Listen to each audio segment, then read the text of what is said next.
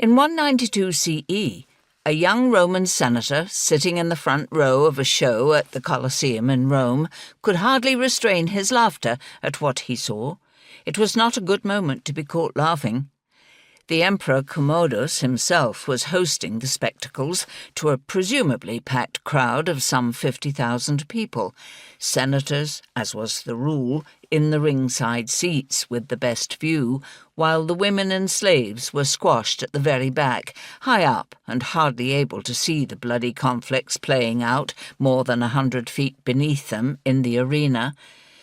It could be that for this particular show, some people had decided to stay away, for the story had got around that the emperor, the star of the spectacle, as well as its host, was intending to dress up as Hercules and fire deadly arrows into the audience.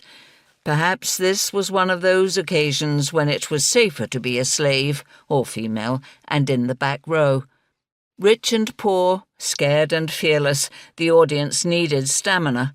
The proceedings went on all day for 14 days. The seats were hard, and those with money and sense must have brought cushions, drinks and picnics. Everyone knew that applause for the emperor's antics, as gladiator, wild beast hunter and god look-alike, was required.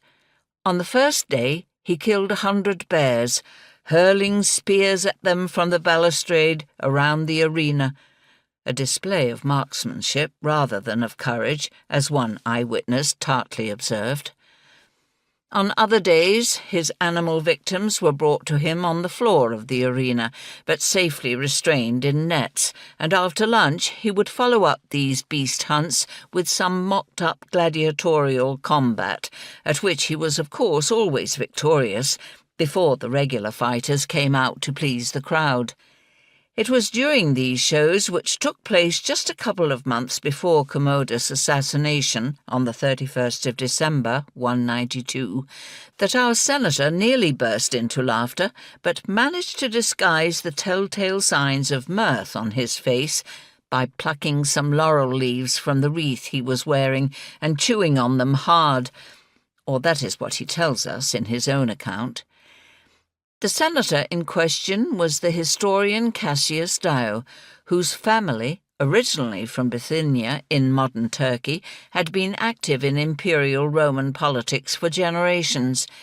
Dio himself became a leading player in the political life of the early 3rd century CE. He was consul for the first time in around 205, during the reign of the Emperor Septimius Severus, and again in 229 as the colleague of the Emperor Severus Alexander. Among other appointments, he served as governor of the provinces of Africa, Dalmatia, and Pannonia.